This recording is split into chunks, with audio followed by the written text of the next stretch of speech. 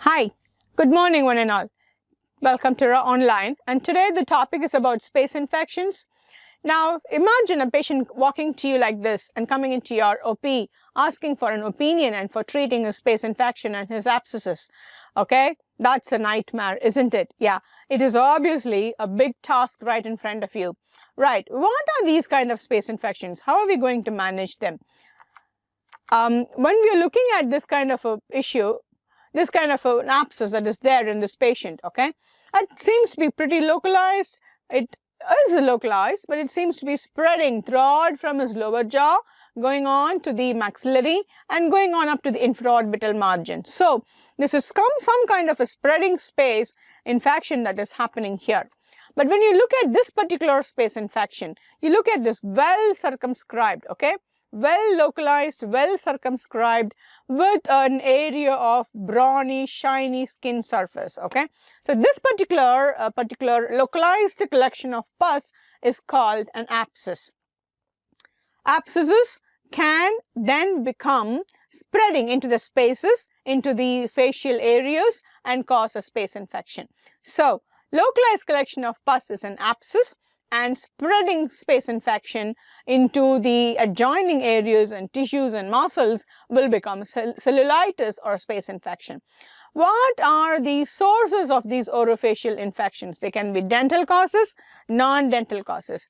We know dental causes can be periapical, periodontal, pericoronal. My God, that's not huge, but it can be bad. Pericoronal can be really bad, especially with your third molar impactions. The pericoronitis that is there can lead on, because of its proximity to the pterygomandibular space, it can lead on to a space infection very badly. And secondary to trauma, any kind of trauma. Now, how does the periapical abscess happen to you?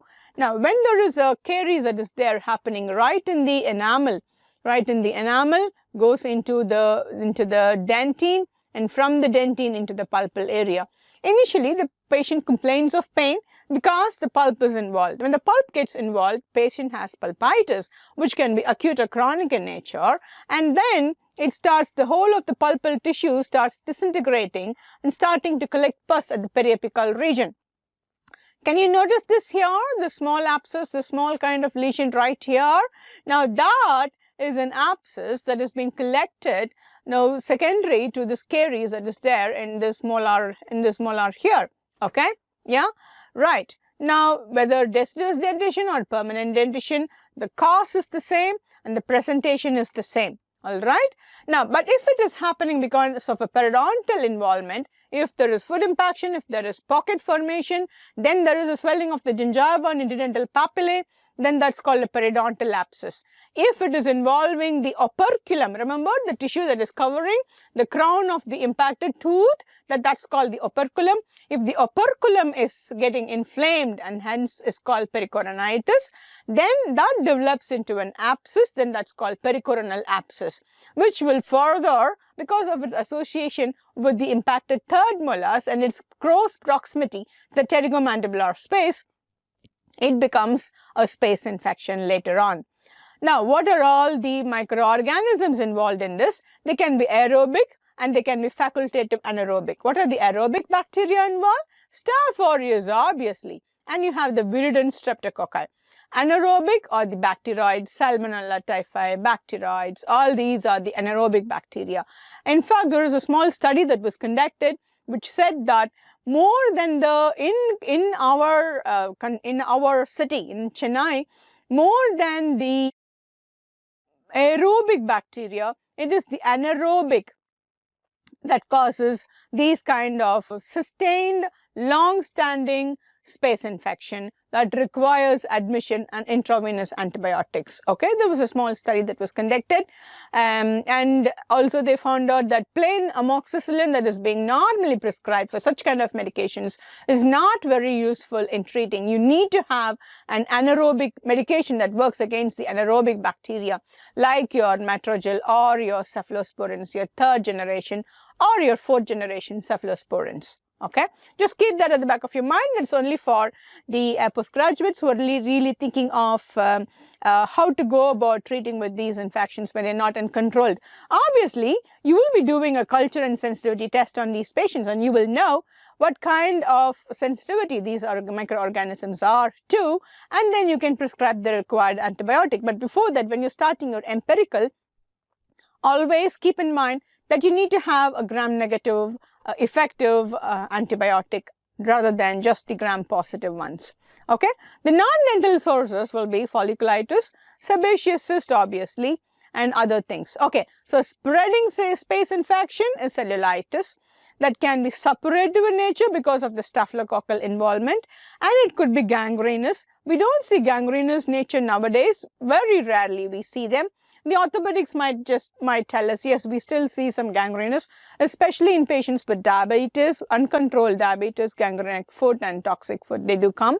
Diabetic foot is a common presenting even now in this era in patients who have uncontrolled diabetes. Okay, so how does this infection spread?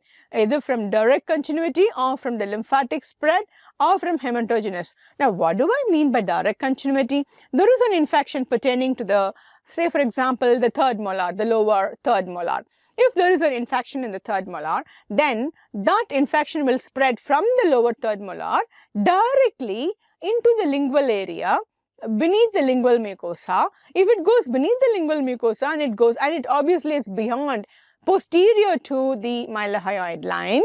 Okay, I'm involving a bit of anatomy here. Please, do listen.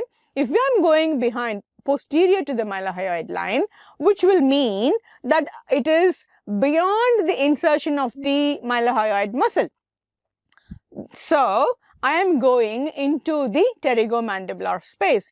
If I miss this space, then I go and I am going further posterior and inferior. Okay, I go into the lateral pharyngeal space. Okay, so as I am having this infection in the lower molar region, the pus that can there be directly passed on from one area to the other. That's direct continuity. But if it goes into and drains into my submandibular node, and from there it spreads into my submandibular region, then that is via the lymphatics. Or it could go via the bloodstream, the hematogenous spread. So any kind of infection, these are the three main spreads. They can be direct continuity via the lymphatics or via the hematogenous spread.